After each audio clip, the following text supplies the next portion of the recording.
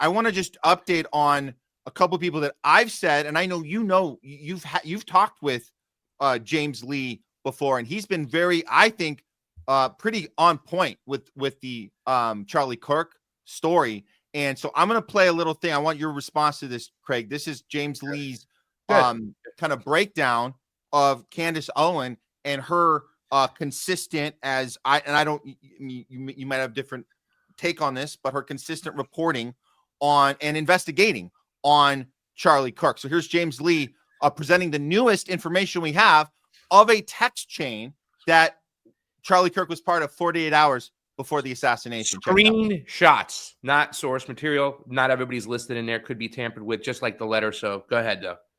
Well, I'm going to get to why it's different than the letter in a moment. Let's hear James Lee's take. Got it. Breakdown. Okay. Now have actual proof that Charlie Kirk was indeed abandoning the pro-Israel cause right before he was assassinated. Charlie just lost another huge Jewish donor, $2 million a year, because we won't cancel Tucker. I'm thinking about inviting Candace. Jewish donors play into all the stereotypes. I cannot and will not be bullied like this, leaving me no choice but to leave the pro-Israel cause. These texts were sent 48 hours before he died. Like, we all thought this was very weird. We just didn't have the proof. I mean, a mural of Charlie Kirk painted in one day in Tel Aviv? Come on. Also, is it not kind of weird that Erica Kirk and the rest of Turning Point USA has all moved on from this? Okay, Candace Owens is the only person, somehow the only person, who still cares about trying to find out the truth about what happened to Charlie Kirk. Not his wife, not his company, Candace Owens. Kudos to her. And for clarification, the $2 million billionaire Zionist that pulled the deal, that was Robert J. Schillman, as Max Blumenthal. He collaborates this report that he had reported on this first. Actually, this is the guy who pulled the $2 million. And he says, I revealed the screenshots of deleted tweets by Sean McGuire naming Bill Ackman and Josh Hammer as members of the private chats as well with Kirk. So there's others that have not been named yet. Candace says she has all the names. She's going to be releasing a little at a time. That's her approach to this. And then we see this response from people like Laura Loomer, and Alex Jones is doing the same thing. They're now going to double down on China. Yeah. Which is another distraction. And I like this. The guy at the top, Julian Zerum, says, I'm now 100% sure it was Israel after Laura Loomer tweets out, I just spoke with Congressman Anna Polina, and she tells me that she has received evidence, blah, blah, blah, China, blah, blah, blah, under investigation. Okay, great. So they're freaking out on that side. But back to this start, you mentioned, and I'm going to pass you in a sec here, Craig, but I'm just going to put this up so you know that this was released. This was admitted by Turning Points themselves that that they are acknowledging that this text chain actually exists, unlike the FBI telling us a text chain between Tyler Robinson and his lover. I love you, lover friend. Here is Turning Points admitting that this checks out. Address some of the things that have been going around on public, namely about a group text chain that has been made known and released by Candace Owens. And I just want to address it head on because, that was a screen grab that I had shared with people. So it is authentic. And I want to go into it because I actually am really excited that the truth is out there. You're excited that the truth and you've been exposed is out there. So now you have to admit it. And now you have to do some maneuvering. So there you go, Craig. It's all there. So if you want to still compare this to the Kash Patel telling us a text chain exists with no timestamps, no nothing, nobody validating that in any way, shape, or form. Yeah, go ahead. But I see these as two different things completely. Yeah. And, once again, like I think a lot of people are saying, well, why don't you release the names, releasing them slowly? That's kind of interesting. It does seem like it could be something that could be tampered with. It seems like something that could be true. It still doesn't give you the smoking gun that you're looking for. I think that the way I've evolved when this whole kind of conversation, has been taking place and going on is that question is who's zooming who, right? Like if Israel makes a move, do they make it, independently of the Western elites? You know what I'm saying? Or the whoever's on top of the ruling class of I shouldn't say the term elites, the ruling class, right? Are they one and the same? Aren't they the same mechanism, or are they different? You know what I'm saying? Like I said, if you look at this at the end of the day, for me, when you're looking at motive, I still look at the ruling class of the West as the one who gained the most from this situation. And that even leads to what Donald Trump said the other day at Quantico, his moves to send the National Guard to Chicago. It's still a war within, is what he's been saying.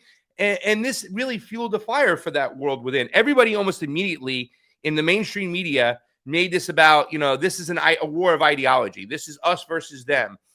So it does feed that particular beast. I just don't know at the end of the day if this was made independently, but to say it's just Israel and Israel alone, I think that is just false. Who says it's Israel and Israel alone? What's that? Who says? Candace Owens, for one. Candace Owens, for one, has been saying it's. They have not made any clarification that it's the West tied to this whatsoever. Zero. None. Well, they started with this is Israel. Hold on. They have started with this is Israel, and they've worked their way backwards. It's a weird place to start when you're given evidence, and I brought on a lot of evidence with you and Fee, and you guys did not have any response to the actual evidence of motive, right? Motive. This is all considered evidence. There's all by the way, there's all types of evidence. There's circumstantial evidence. There's evidence that would not be let into a court. There's evidence is what you gather to make your case. Yes. So we're dealing with a word definition problem here because some people think that evidence means proof now. It doesn't. That's why there's a word for proof. It's called proof. It's evidence proving motive. Okay. So when I bring that to the table and you guys are not responding to the thing and you're responding to the people behind the thing, we're not actually doing real investigation here. We're not doing the work. The work is looking at the thing. And just now, what you're telling me is that your red flag is that nobody is specifying that it's not just Israel. I haven't heard anybody say they've ruled out the U.S. involvement in this. Nobody's saying that. They're saying that there's red flags pointing to Israel, and they're putting proof on the table about, or evidence, or whatever you want to call it, on the table about it. It demands a response. We know that Kash Patel's ignoring it. We know the mainstream media is ignoring it. We know the woke left is ignoring it. We know the diehard MAGAs who don't acknowledge Israel as Israel first policy. They're ignoring it. So we got everybody ignoring it. Why are we in our space beating up on the people that are putting it on the table and saying, well, you didn't word it right? Why are we doing that? I think you're kind of like, you're making a straw man argument. I never said it wasn't worded right. I said there was never a clear distinction between, all right, this is Israel working with Western elites. They've never brought that to the table. What I've said is that a lot of those people have said it's been Israel straight up, that Israel has made the move, that it's almost, in my personal opinion, that they've implied that it was an independent move made by Israel because they're the ones at the top of the pecking order and they can get away with what they want to. That's what I've said. I have never seen an indication that's saying that, well, the West had something to do with this. It's been Israel, Israel, Israel. Even the quote you showed, it's the guy going, I now 100% think it's Israel. So you're proving my point over here. When you say these things, it's not worded wrong. It's just that they haven't expressed the fact that it could have been a joint venture together working on this. Again, we're missing there's a process of investigation that we're missing here. Yeah, but they started with it's Israel, and now they're working their way backwards. Why are all they've produced and all you've produced is motive? I've produced so much timestamps. You guys have not even motive. We talked about Netanyahu. Have you produced an order? Have you produced a signal? Okay. Have you produced anything that shows that it was an order given? We have a chronological timestamps of Netanyahu being the very first person to announce Charlie Kirk's death. Motive. The Jerusalem. You're proving motive. So motive is we would do better. We would be better off if Charlie Kirk was out of the way. That's motive. But if I can Well, give that's you a a smoking timestamp, gun motive. That's a if- different type of motive. that is a motive. Yeah. What I'm telling you is, and this is just an example, but when we had the debate with Fee, we had there was an hour and a half, at least, maybe closer to 2. I know we had the other topics as well, but however long we were talking, I brought a lot of stuff to the table that was never responded to.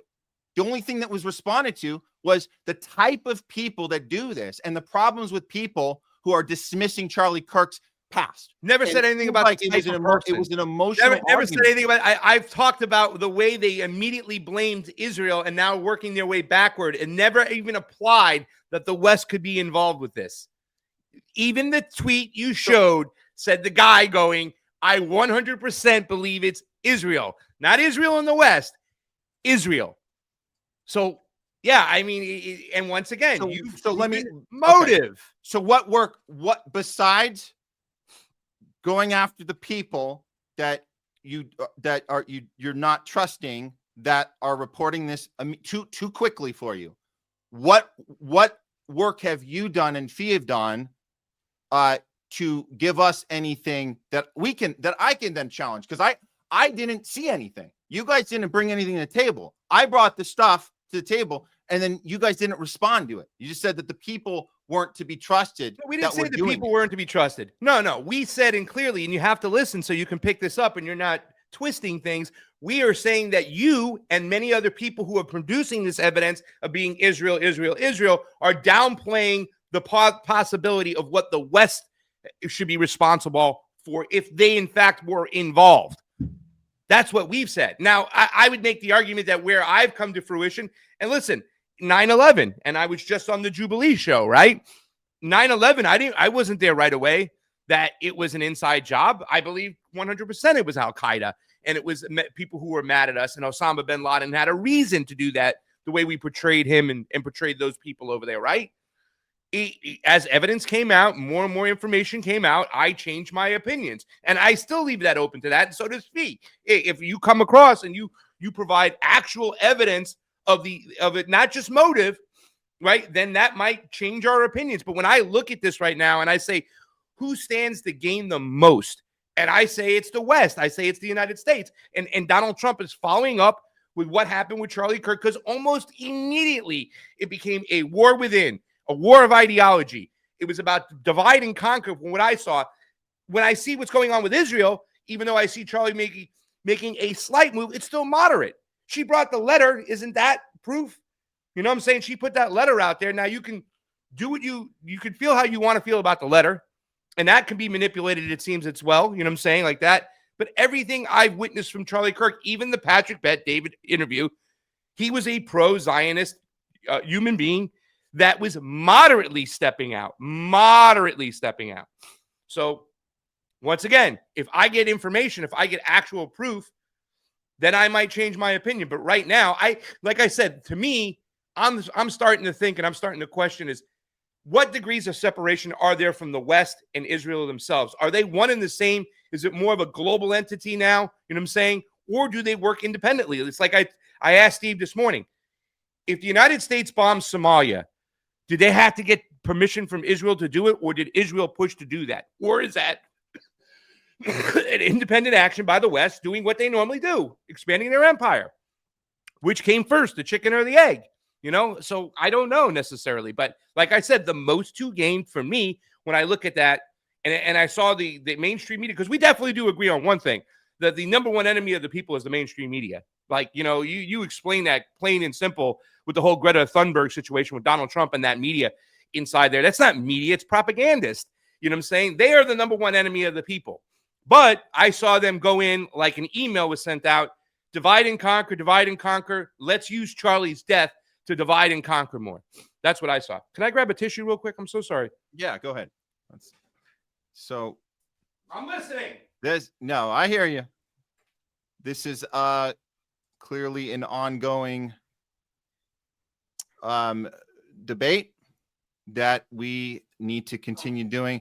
I'll just say this, and for those that saw the debate between it was kind of a 2-on-1 between me and Versus Pasta and Fee, and you guys can go back and check that on previous live we have here and on Truthwire, of course. Matt, bring me in. Sorry. Gotcha. Yeah. Gotcha.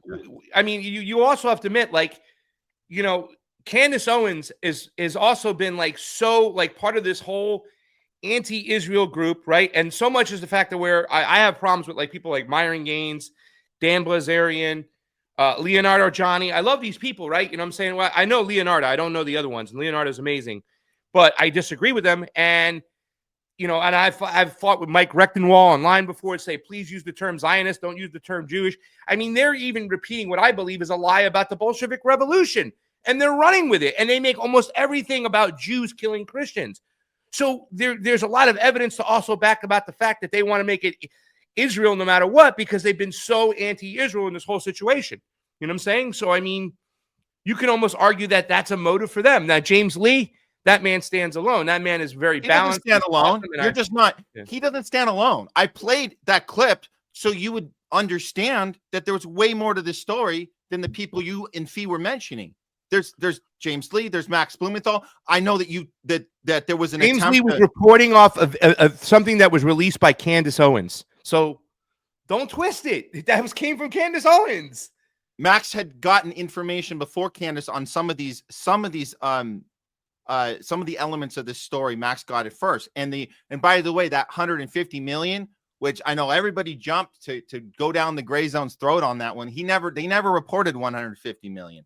That was reported secondary by guys like Nick Fuentes, who weirdly just threw that number in there and then kind of confused people to make them think that the gray zone reported that number. They never did. You can go back and check the timestamp on it. He never reported 150. But the main thing is follow the money. Look at the money that was being pulled. Look at the threats of the money being pulled from Turning Point, from multiple sources. Threats.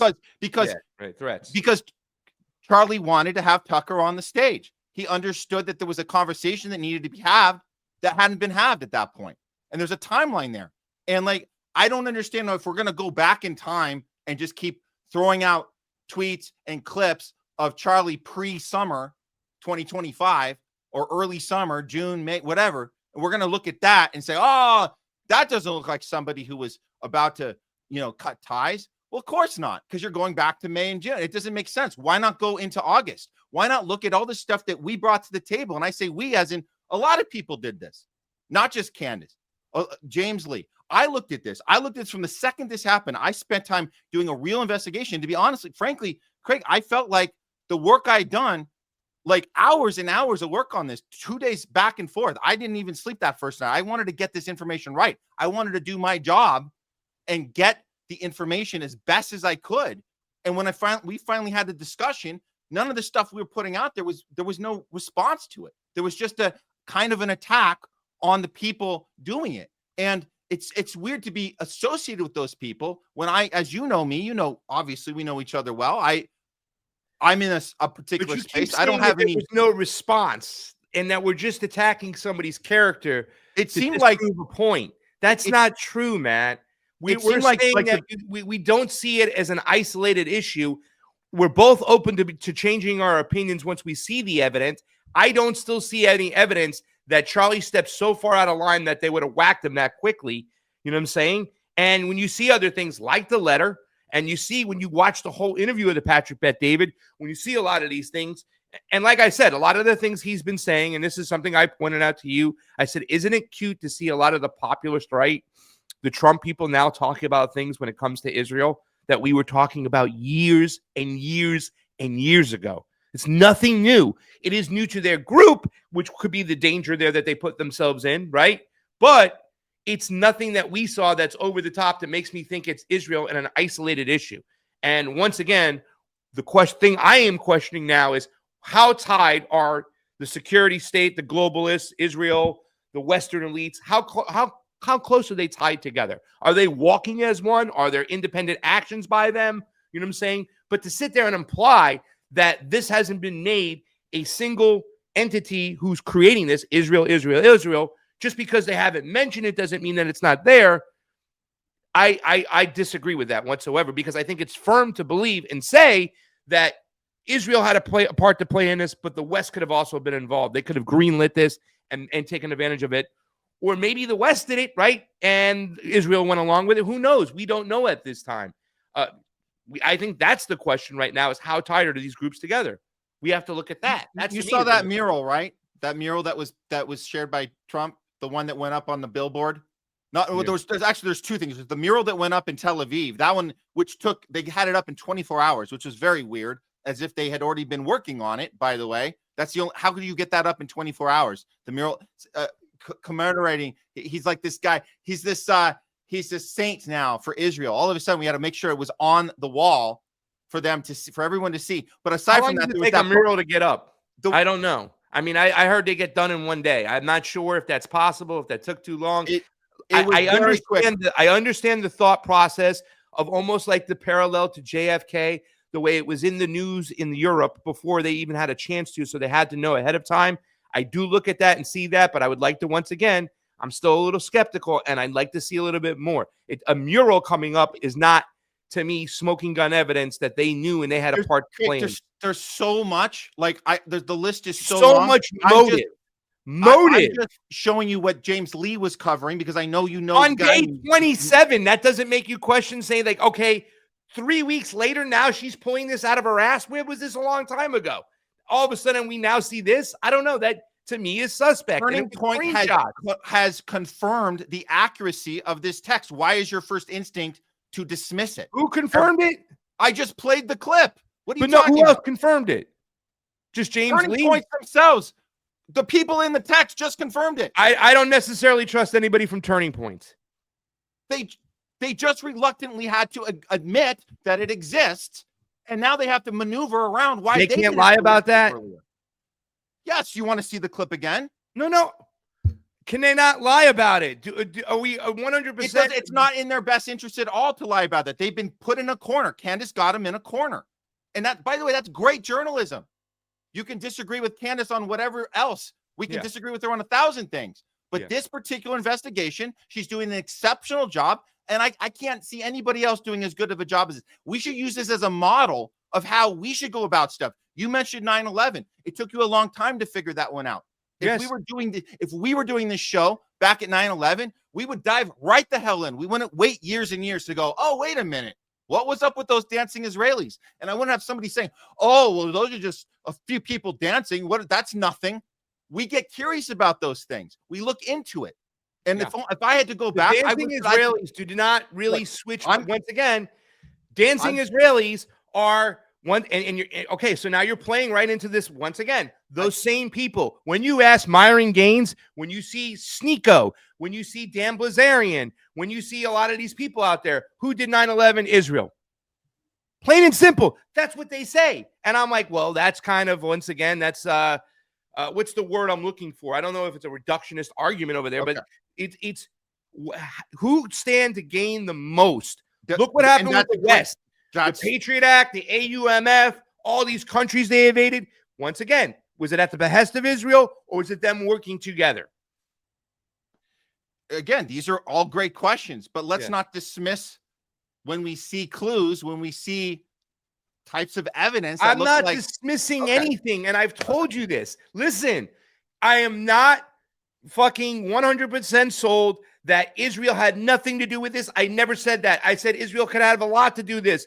Is it an isolated action by Israel alone, the way it's being portrayed, which is something you can't admit to because you just said, well, they didn't say this and that. Well, they never said that the West could be involved. They never said that this could be a dual operation. They just said it was Israel and Israel alone. I question the USS Liberty getting shot at was a dual action together. You know what I'm saying? Is that just Israel alone? Is it isolated? These are questions you can ask, but they never implied that. These are people who don't use the term Zionist. They use the term Jewish. Okay.